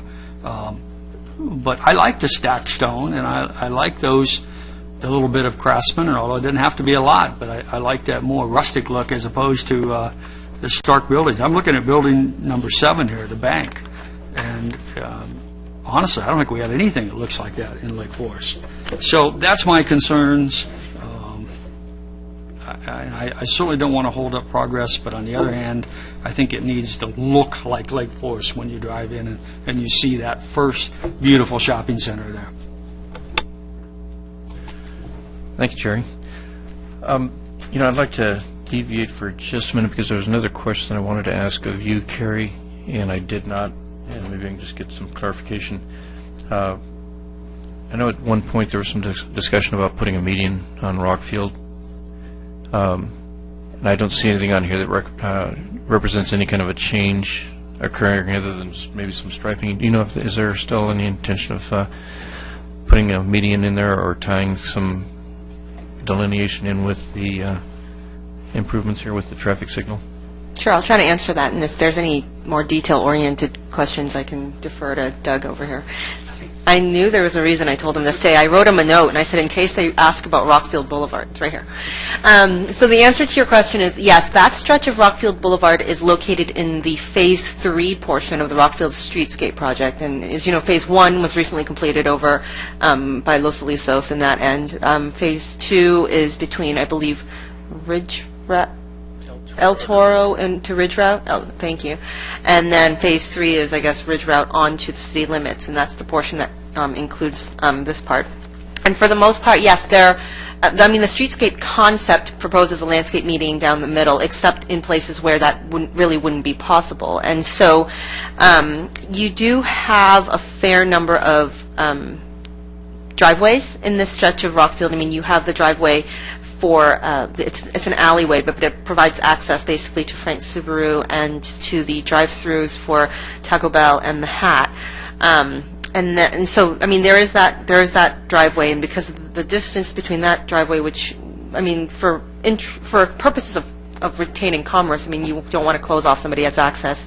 So between that and the signal, there will be a median, but because of the turn pockets, it doesn't look like, thus far in the conceptual designs, does not look like we will be able to landscape it. However, any portion that isn't directly influenced by, say, a turn pocket that needs to be put there will conceptually still be a landscape median. Phase 3 of that project is, like I said, very conceptual. I don't believe it's been queued up yet. It's pending. Pending funding. So that's the kind of queue it's sitting in. So it looks like it. I'm not sure when it's going to happen, but that's my short answer. But yes, in places where it can happen, it will. But this particular interaction between the two driveways, it'll be a median, probably not landscaped. And the reason it's not on here is that this is, it's basically the private site plan, but the signal, the intersection configuration, and the striping is all being reviewed by the city's traffic engineer in conjunction with the off-site improvements that would be required to tie into the signal. Thank you, Carrie. And part of the reason for asking that question is there is that driveway access that services many businesses in through there, and it's a critical part of the success and the existence of those businesses. So when we get to that point, and I didn't see anything mentioned in here, so I just want to make sure that we're giving consideration to it. I didn't want to. Okay. All right. Thank you, Carrie. Bring it back up and for additional comments, and I guess since everybody else has made their comments, I'm going to jump in here. Part of the intention of conformance and design is regional conformance, not necessarily citywide conformance. So I don't know that this project is somewhat isolated from the buildings on the other side of Rockfield, even just because of the general layout of the project. I'm not really over the top on the design, but I think it's a big step forward, and anything would be a big step forward. We couldn't hurt it any more than it is. So I'm happy to see somebody come in with some suggestions. I think we've got a few weaknesses in what's before us here this evening, particularly pertaining to number 8. I mean, I think at this point I can agree that a building number 8 is acceptable.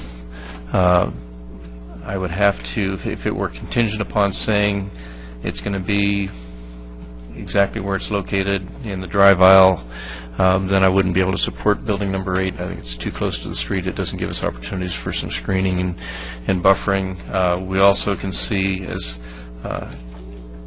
Commissioner Verplank astutely brought up, and that is if you've got a car that's making a right turn out of that restaurant, they're going to take up the entire width of that driveway to make a U-turn to go back out onto Rockfield. So that exit, that U-turn that would have to be made, isn't really a practical solution, practical configuration. So all of that said, just to qualify my statement that the basic concept of having a building number 8 works for me, although tonight I can't say that the location that building number 8 is in would be in any way acceptable to me. I think there are a few additional architectural features. I'd like to see a little more character to some of them. I like the articulation on the elevations, vertical articulation. Some of the horizontal articulation I think is pretty minimal. There are a couple of features for a couple of canopies that I think help to a certain degree. I think I'd like to see a little more character in some of those elevations. I've already mentioned the south elevation on Building 6, which to me, even though it maybe towards the back of the project, it's still visible from Lake Forest, and I think that elevation is pretty unqualified. Without qualification, it's an unacceptable elevation in my mind. So I would like to see something additional done with that particular building and that particular elevation. And as far as sign heights, we did allow a deviation in sign height, and this is going to sound like I'm going back on what my normal stance is. For the Ralph's sign, in the orchard. And we actually allowed the Ralph's sign to go in because of their orientation to the street and the size of the building itself. We actually allowed them to go in with a little bit larger sign. And I think we have kind of a similar situation here with building number 2, where if it were desired by the applicant or the tenant that's going to go in there, right now it's shown as being a 5-foot by 20-foot sign. I'm not sure that I would have a lot of objection to that, so I'm not going to pose any kind of a condition that that be limited at this point. I think we may want to view that at some future time. And I preface that because I don't think that where we're at tonight, I'm entirely comfortable with the sign program, because some changes need to be made, some clearer definition on what's going to happen on number 8. And I think if we're talking about giving some additional signage for freeway exposure, that's an integral part of the sign program as a whole, and we should be considering it in the sign program as a whole, so we can do a comprehensive evaluation of all the signs as a unit as opposed to fragmented considerations. When we do that, we start to lose perspective of what came before and what came after. So my suggestion would be that, personally, I would like to see a comprehensive sign program as opposed to what is, at this point, a fragmented plan. You suggested that we do a field trip, take a look at the site. I think that's a great idea, although many of us go there, go to that site on a weekly or almost daily basis. I frequent Panera Bread and Federal Express, and Wingstop occasionally. So, or Buffalo Wild Wings. I'm sorry, wrong center. That was Maryland's and Lake Forest. So the design I'm struggling with a little bit. I think a little massaging we can get there.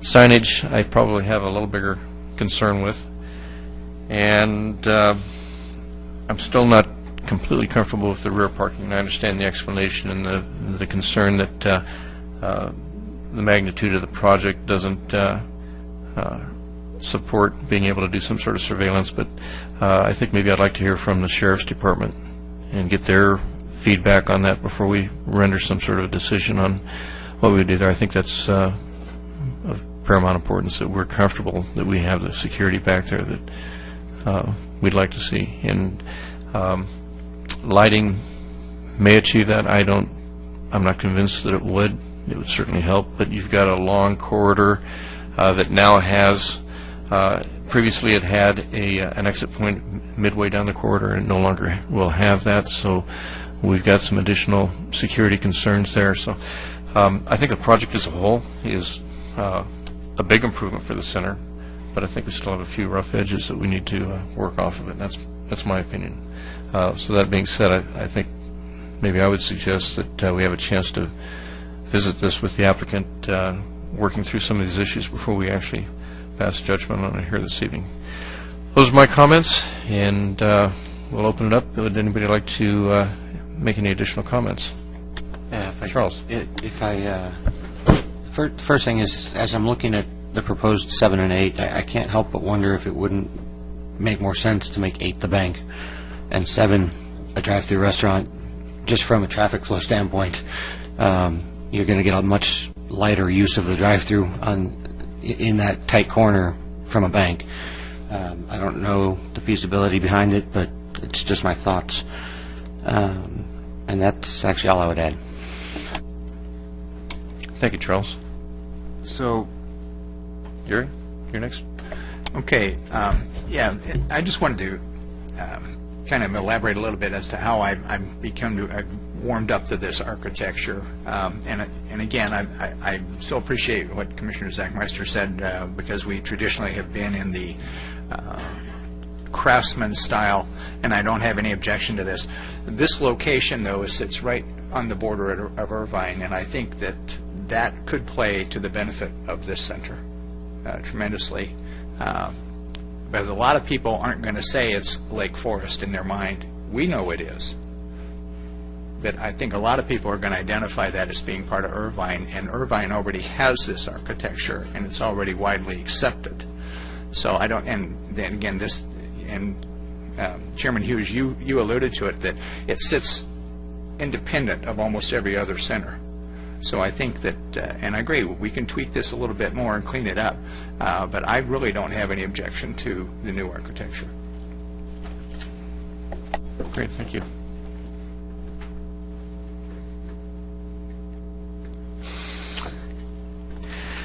Jerry, would you, Andrew, go ahead. I started talking before being called on, so I just apologize for that. So I need to wait until I have the chairman allow me to talk. So let me see if I can... Your time is up. Jerry, would you like... So let me see if I can't... I hear what you're saying, Chairman, about it sounds like a potential delay or a continuation is, I think, what your thoughts are. And I want to see, just explore if we can come to a consensus of the issue. So I see the sheriff being an issue. I see building 7 and 8 switching is an issue, and I didn't get to write down everything else that you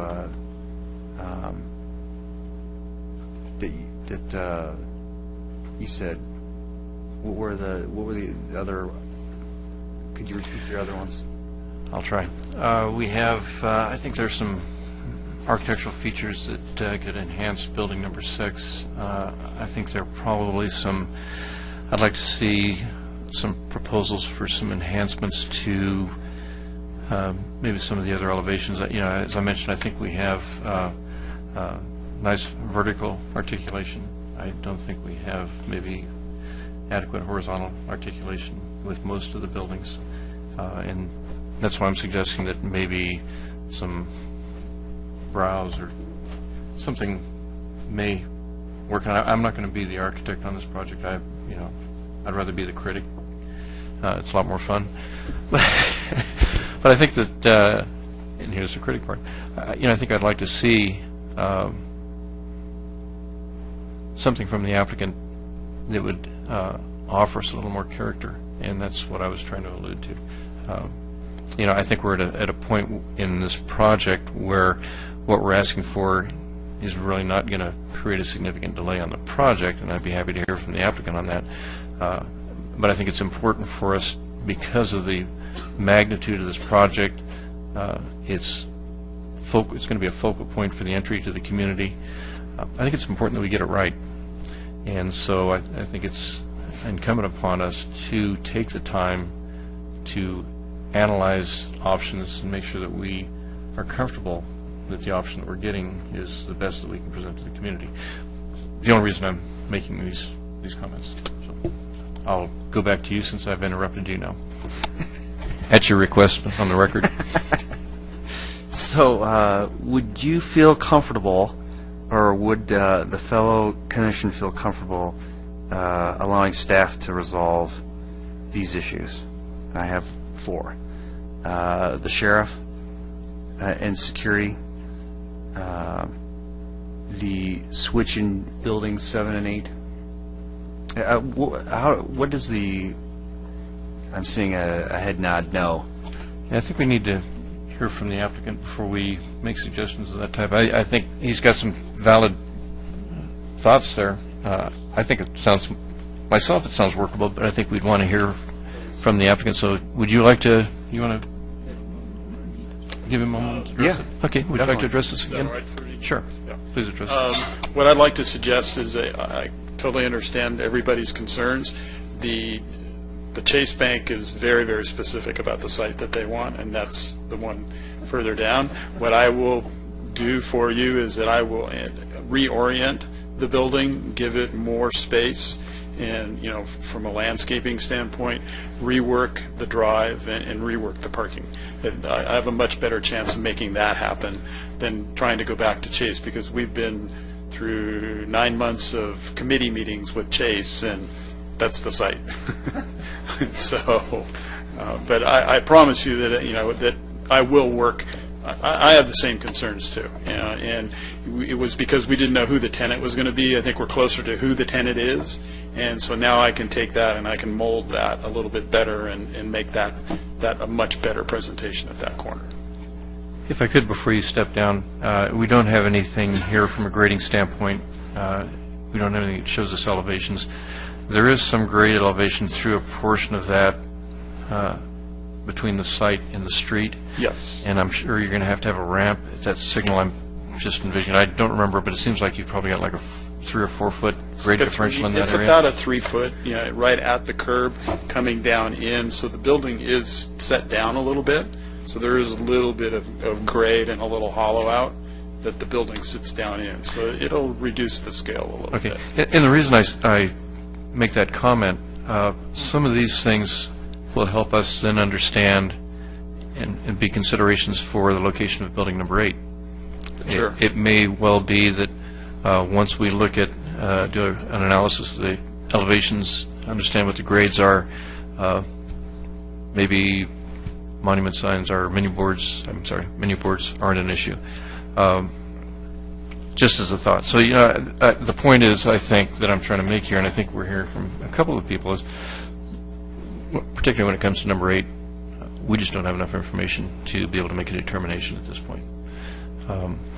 So you're telling us that you're happy to work with it. We can take that under advisement. Yeah, I mean, I'd be happy to, if we consideration. could do it administratively through planning staff, that would be appreciated. Yeah, I can't tell you that would happen. We'd have to talk about that. Yeah, Thank understood. You. Okay. Right, thank you.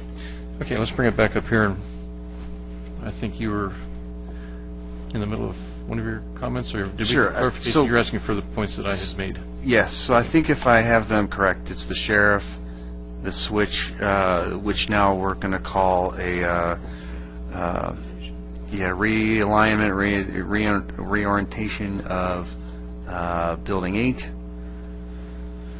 The elevation issue that you've mentioned now, and the potential horizontal elevation enhancements to the character, and so I have a confidence in staff and staff's ability to handle these issues, and my thought would be to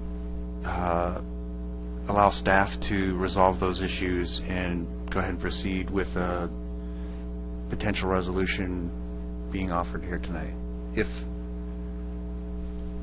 other commissioners feel the same. Okay, thank you for your comments. Anybody else? Looks like, Jerry, you're reaching for your... Yeah, I'd just like to respond to that. Having done this for 12 years, I have a little bit of history on it. And not all of our decisions have been good ones. And part of the reason is because sometimes we assume too much, particularly when we assume too much.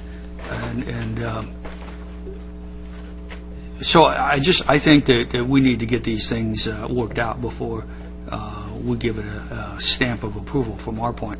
There's just too many things in this one. This is a big project. There's too many leftover issues. There's signage. I was just looking through here. I don't find any mention of lighting on the outsides of the building, so I don't know. Usually we have some sort of lights when we've been doing a Craftsman-style lights. Now, it may sound like I'm sold on this Craftsman, and I'm not, but there's no lights on the outsides of these buildings at all. So that's an issue. So I just think there's more details. The issue about it kind of looking like Irvine, and we're kind of close to Irvine, that's exactly why we shouldn't look like Irvine.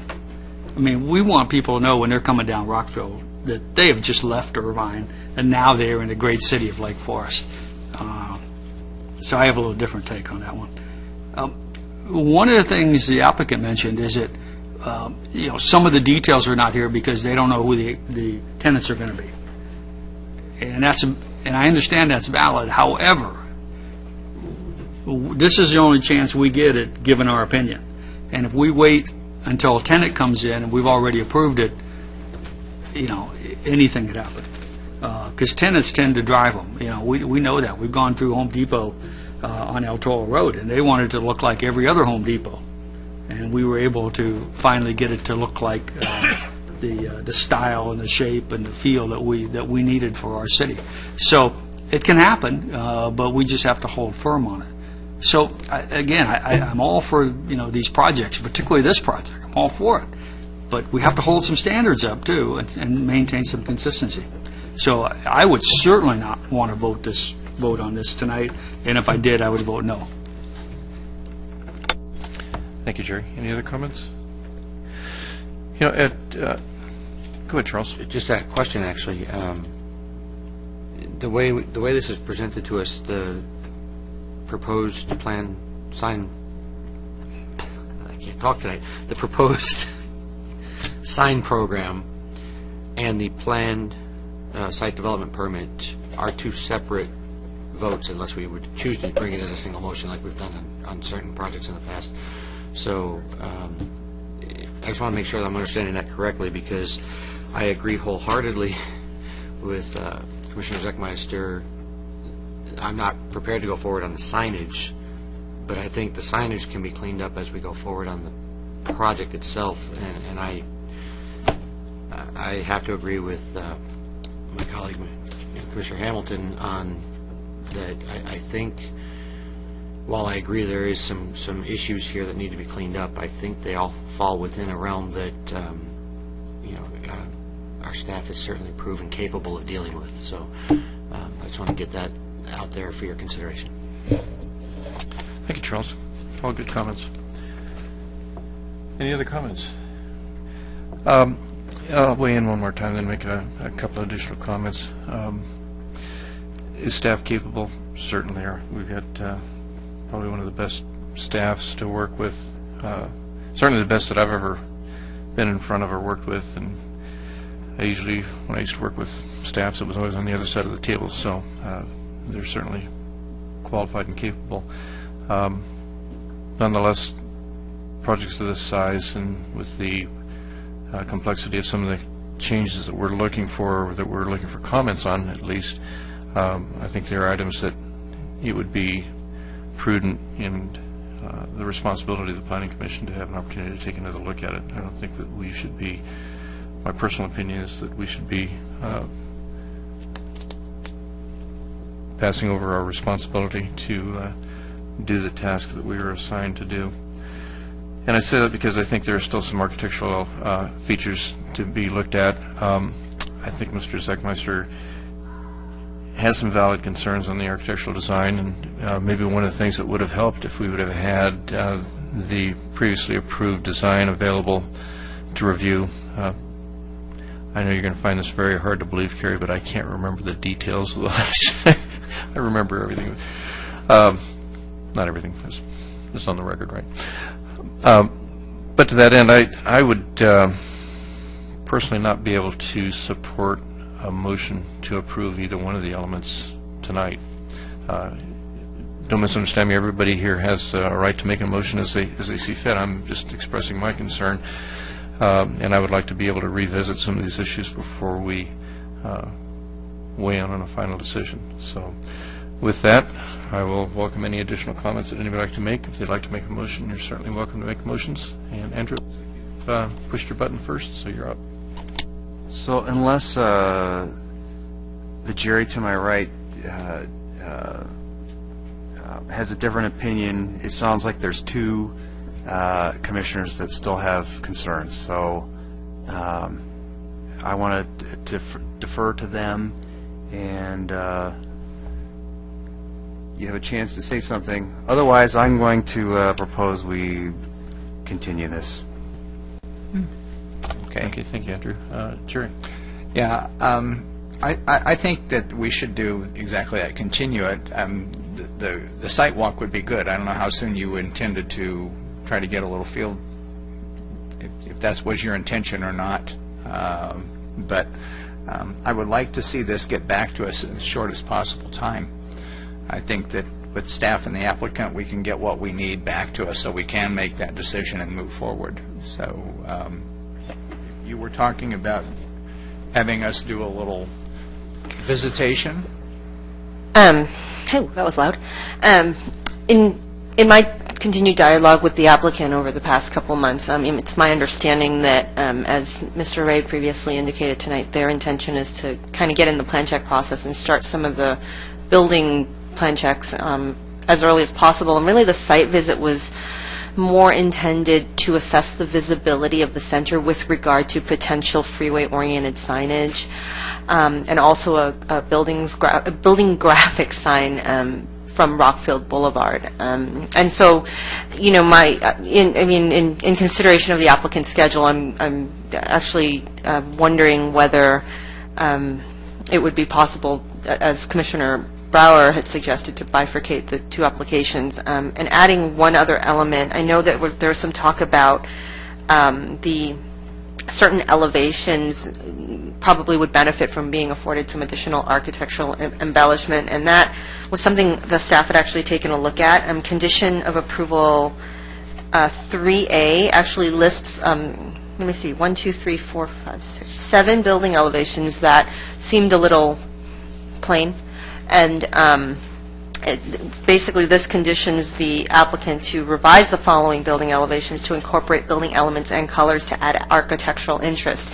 And we can certainly add in a note about stressing horizontal articulation as well. I understand that there's a significant amount of vertical articulation, but we can add that as well. But I just wanted to bring that to the Commission's attention, since it seems to have been quite a subject of discussion tonight. But aside from having that to offer, I really, in consideration with working with the applicant, the only thing I can do is defer to the applicant to assess what implications this would have for their timeline. But again, staff will always do to the fullest extent possible to bring everything back as expeditiously as possible. So hopefully that helps you a little.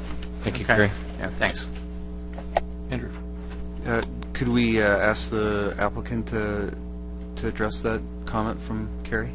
Certainly. Would you like to comment? Comment on the comment. From a scheduling standpoint, it would be a month before we get back in front of them, right?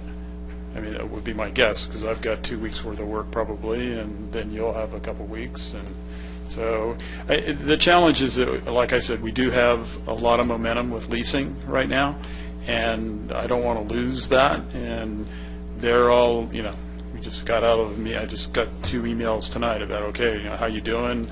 How we doing? We want to get our restaurant open. And so it's, it will be challenging for us. Not insurmountable, but, if we could work it to where, take my word, and I want to do the best job here. It's the gateway to Lake Forest. I understand your concerns. The architecture, we can certainly take it to the next level, as I've suggested.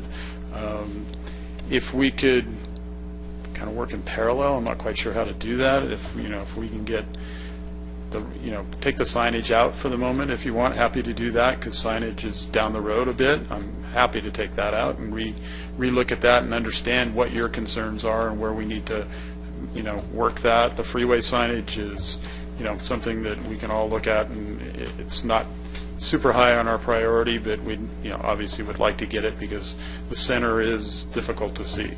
And so if we could take that, I'm happy to do that. The architectural component of it and getting me that to move forward, because I won't be able to move forward from construction documentation and other things because I don't have this approval. It's just the way our system works. So that it would be somewhat hurtful to the process at this moment. Okay, thank you. Carrie, as far as turnaround on your side, what would be, if we're asking the applicant to come back with some architectural enhancements, and we have a date specific to bring it back, we could still go ahead and notice the meeting at this point, and really your only task at that point then would be to make sure that the package was complete to be distributed to us. Is that a fair assessment? Yes. So, And the soonest possible meeting, and I'll make sure, my caveat is they can correct me if I'm wrong, the soonest possible, I believe, would be June 13th? June 13th. Thank you. What would keep us from bringing it back in May?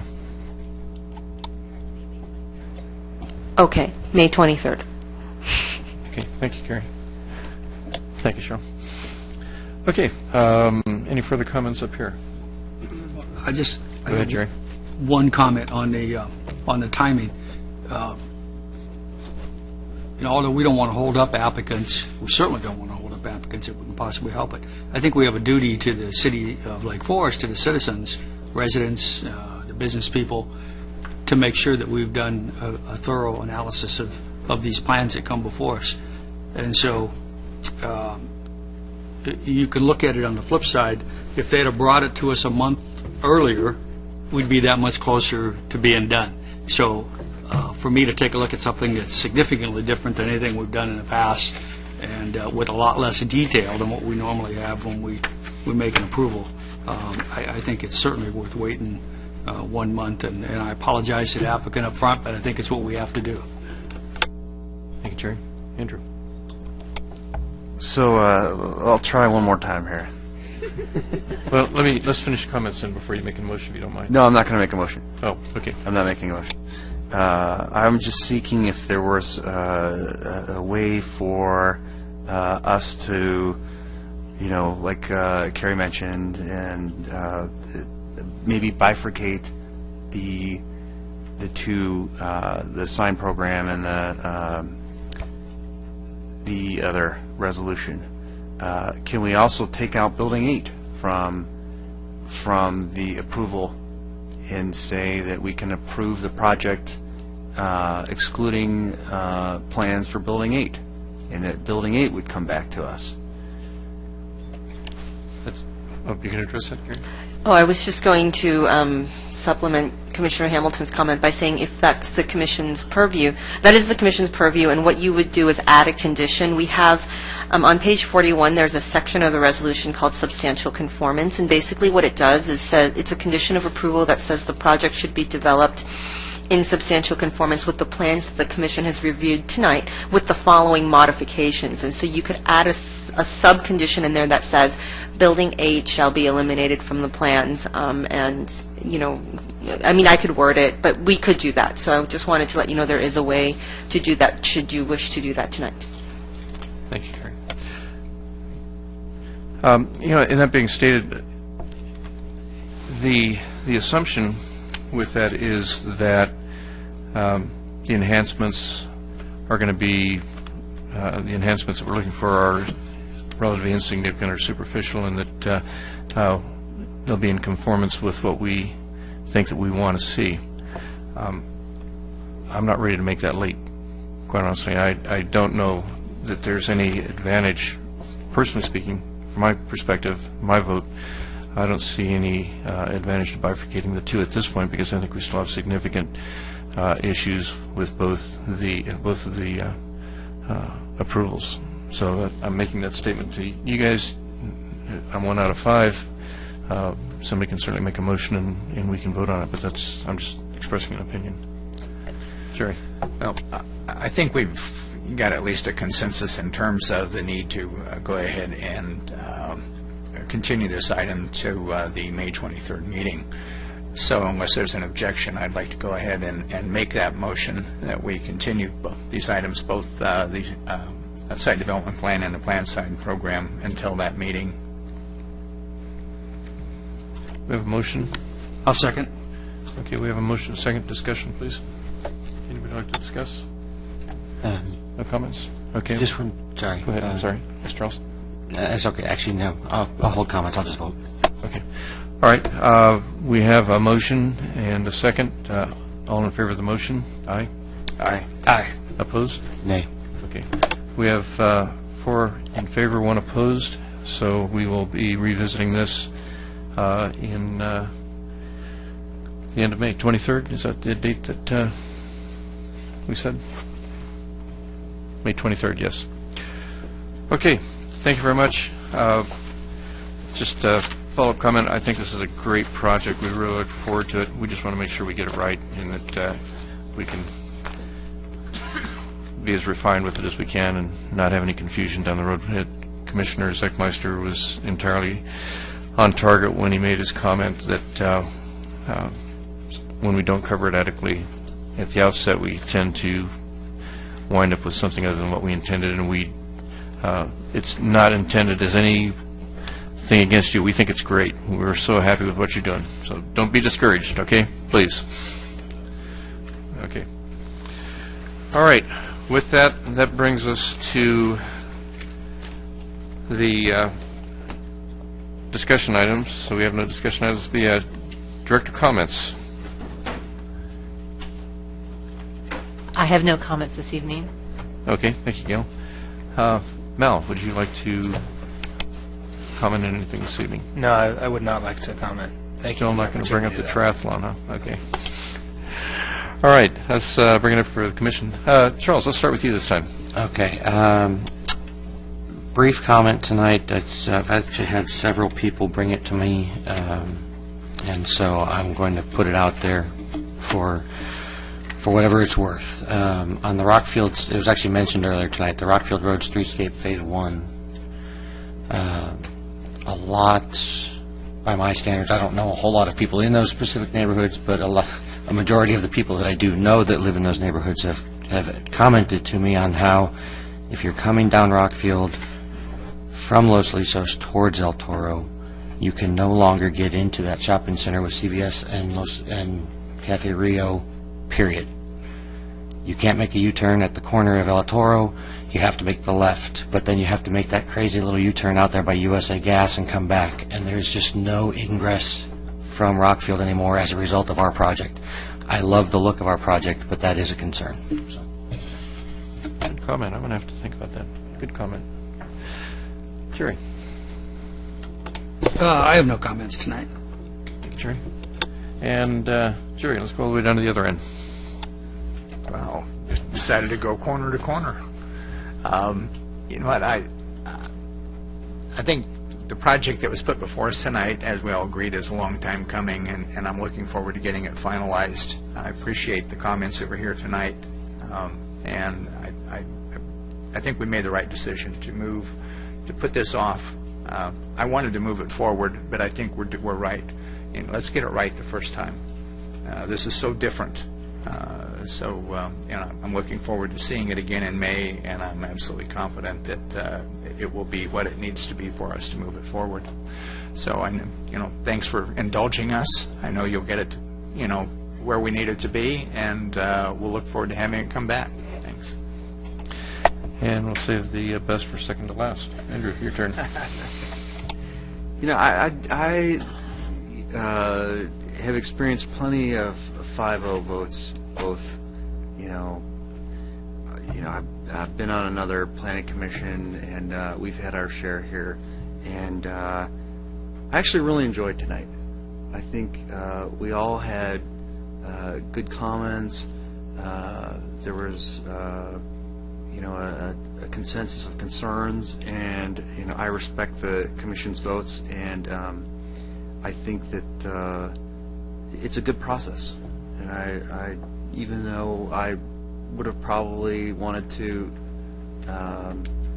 try to get to, a non-continuation type consensus tonight, I respect the commission, and I think to me tonight is really like the most interesting types of meetings when we don't have a 5-0 vote, and I think to me that shows that the mutual respect that we have as a commission for each other, and to me I think this is a great commission meeting tonight, even though I would have liked to probably see it go another way. So I think it was great.